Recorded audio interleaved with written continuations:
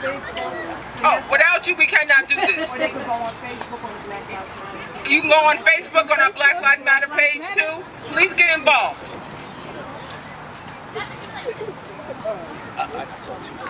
Anybody want to come up? Oh, may I? Yes, you may. Come on, FDNY.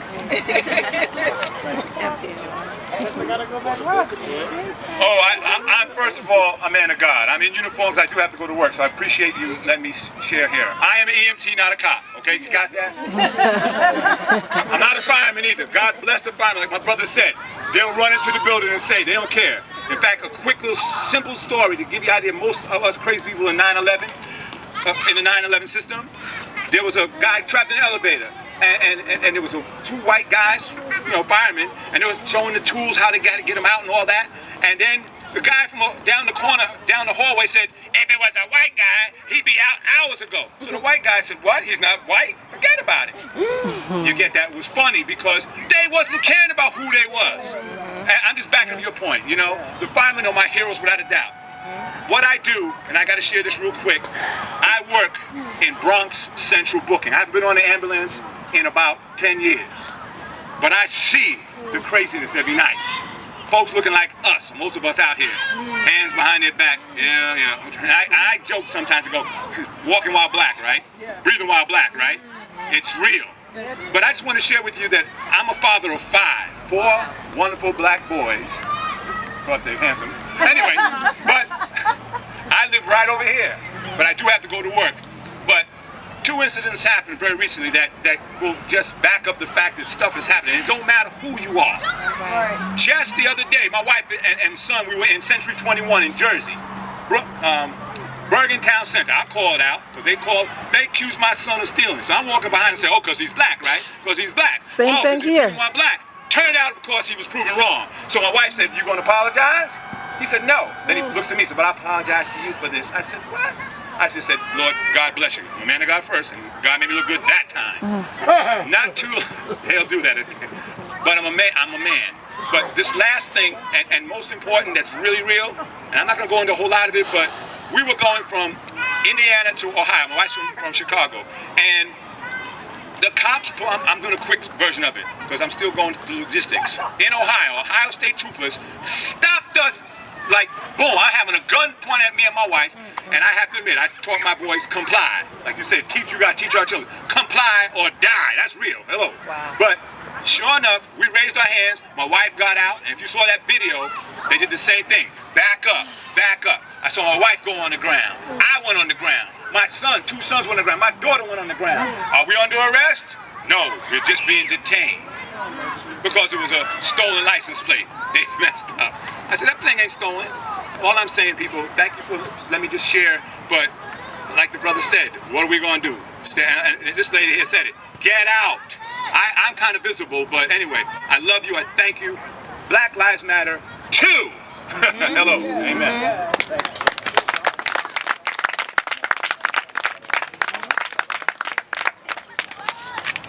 And I'm going to bring on one more speaker, but I got a question for y'all. How many of y'all here today are going to be out here with us, Black Lives Matter, tomorrow when we meet on top of the hill? I will. You know it. Now, how many of you who going to be with us tomorrow, 8 o'clock, same time, Tiger Den Park, on the corner of Rose and Fred Hack, right?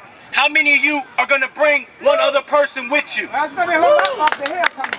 We need numbers. That's right. I know we want quality over quantity, but some folks don't believe that our people have the gumption or the strength to get together and stick together.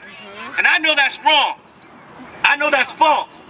So I need everybody here tonight that's here right now, tomorrow, on top. We need to make it bigger than it is today. We got to shut 59 down. At some point, if that's what the people want to do, we'll shut it down. Shut it down. If that's what y'all want to do.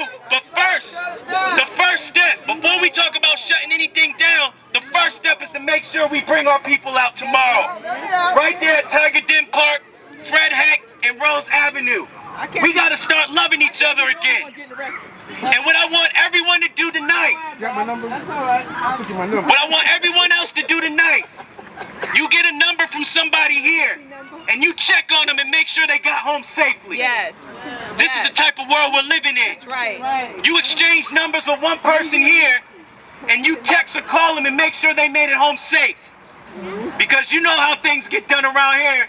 Somebody come up missing, and then we don't know what happened. We got to start loving each other. We got to start looking out for one another. Right. So before we leave, Excuse me. hold on one second, I'm going to give it to you. Before we leave, we get a number, exchange a number with one person here, and make sure we get home safely. And then we also make a promise. Raise your hand again. I just want to see how many promise to come out tomorrow and at least bring one other person. I need to see hands. Got a nice amount there. All right, sister's going to speak after this, brother. Come up here. Okay. They will kill you in your house too. Not just in the street, they will kill you in your house. With no clothes on. Thank you. That's right. Peace, kings and queens, gods and goddesses, former scientists and engineers. I'm not going to take too much of your time up. I see a lot of angry, hurt faces out there. And I hate when people say, okay, so what we gonna do about it? Because a lot of you don't have an understanding of what to do. You can't just, when your car breaks down, go under the hood and start pulling on wires. One of the things you have to understand why not to get so angry is because this institution was never made for you. See, everything, we have to take it back to slavery. Nobody likes to talk about slavery, but we're living it today. When we were slaves, the first police officers were property owners. That means when your property went missing, running away, they brought your property back to you. That was the job of the police officer, to retain slaves. After slavery, they had this fun thing called the Black Code, where they the South still made their bread and butter off of black people, just like the world and the rest of these people make their black bread and butter off of our misery. So they created things called the Black Code, where the patrol officers would come up to former slave fields and ask the slaves stupid things like, do you have an ID on you, boy? What time is it at night? Or does your slave master know you're here? You would get locked up for these things. Now, during the 40s and 50s, during segregation, you didn't have too many police in the black neighborhoods because they were just there to control. Once they started to desegregate us and bring us around uncomfortable white people, they needed another way to control us and make the white people feel safe. We are fighting a system that is not going to ever give us fairness. And on the fact that we built it is why they will never let us get it back. Because we are the only race that they can't deport.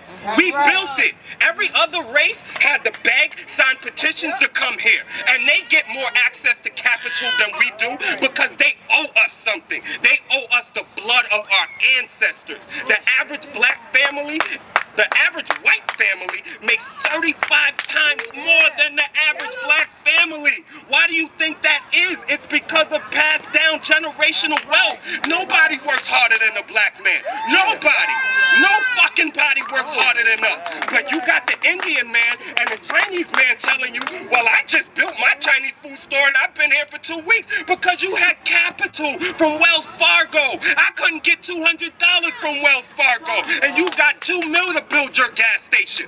So, but they try this mindfuckery on you. They try to make you think that because, here's the thing, it's a thing that's called cognitive dissonance. And everybody needs to look up the word cognitive dissonance. When you are supposedly the civilizers of the land, like how white people like to tell you they are, and you create brutal, demonic acts on people every day. This creates something called a cognitive dissonance, where how can you be godlike if you're doing unholy things to this poor woman? You just raped her husband in front of her, put a cat up her punani and yanked on it so it can scrape inside of her. I know this hurts, but you need to hear this shit. This is what they do to us.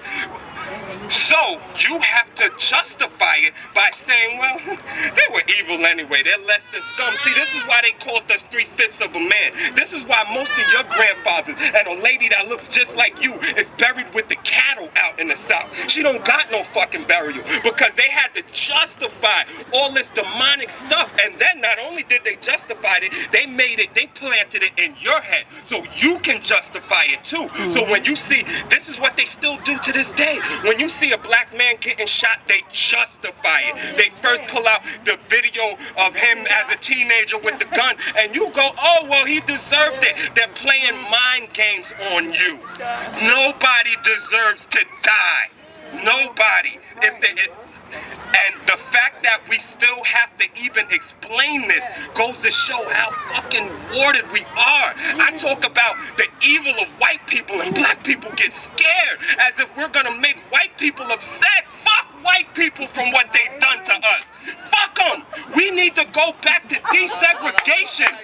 It was the best time for black people. I'm not talking out of emotion. I'm talking facts. They're desegregated. We had our own airplane system. We had our own buses. We had teachers. Black Wall Street is just one of them. They had to shut our shit down. Look at what they did in Black Wall Street. They built freeways and highways over everything to get us rid of it. Now we think we're free. What do we own here? A community. I go to Canal Street in Chinatown. The Chase Bank is in Japanese lettering. Meaning if you don't know Japanese, I don't care if you're a Chase member or not, you can't get in there. Nobody bats a fucking eyelash. But us, Chinese food store, nothing black here. Nothing black here. Okay, if you're not gonna be, cause I'm militant, I understand the shit. I don't care, I speak my heart. But if you're not gonna be as militant as me, at least make your dollars militant, black people. Stop spending it with these Chinese people, these Arabs. Take it somewhere. Your dollar's supposed to rotate at least 8 times through your own community before it leaves. We are making these people billionaires.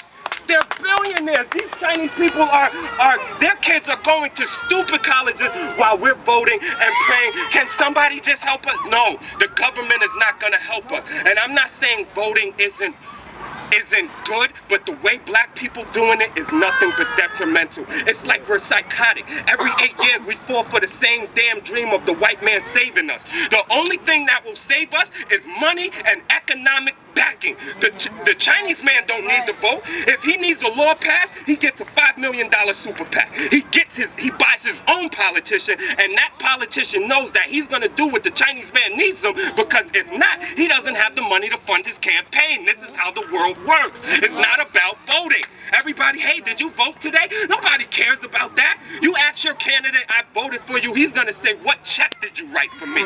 Right. Nobody's writing checks. Alright, I'm done.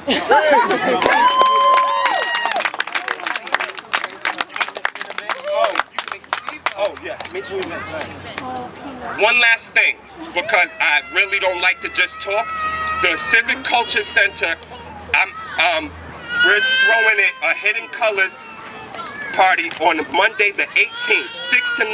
If you never saw the documentary Hidden Colors, it will change your mother effing life. Just give it a chance. Right here. And it's free. I ain't asking for nothing. Hold on, my daughter wants to say something. Go ahead, baby. What time is it? 6 to 9. Go ahead, say something. You want to say something? Hold on. Sorry. Go ahead. Hey, let's give it up for our speakers tonight. Even with the roars of passions, everybody's point here is valid. But I think Sister Vanessa for giving our people the chance to speak our pain, speak our hurt, in the way we need to speak it. If we hold it in, hey, psychologists tell you, if you hold in your anger long enough, it turns into rage. That's right. Right? So sometimes the best option is to hear something rough than to feel something rough. All right, so we thank God for all the emotions that came out. Now, once again, tonight, I hope everybody exchanged. We're going to end this tonight, but we're going to be back tomorrow. And tomorrow, I hope we can back up more action with our words. Tomorrow at Tiger Den Park on the corner of Rose and Fred Heck. On top at 8 o'clock. One gonna be up top, right? What did I say? On top? Up top, I'm sorry. Up top. We gonna make sure that we come out and let everybody know Black Lives Matter. Let me hear you say it. Black Lives Matter. Let me hear you say it. Black Lives Matter. The day for apologizing for being black is over. We don't apologize for being black. We don't apologize for being mad. We don't apologize for having injustice perpetrated upon us. We're not apologizing for that. We're organizing. We're going to organize. Stop apologizing, start organizing. So we can start mobilizing so we can get free. 8 o'clock tomorrow, up top. On top, up top. This is Rev Dr Marie reporting live in Spring Valley, New York. Hopefully you can get in touch. I'm going to put more information about it. I'm sure you notice all the shootings that's been going on, everything else that's been going on with the police brutality. So today we decided to get together and talk about it. Tomorrow we're planning to be at the Tigers Den in Spring Valley, New York. Hopefully you can make it if you're in Spring Valley. Black Lives Matter. Hope you know that. Signing out.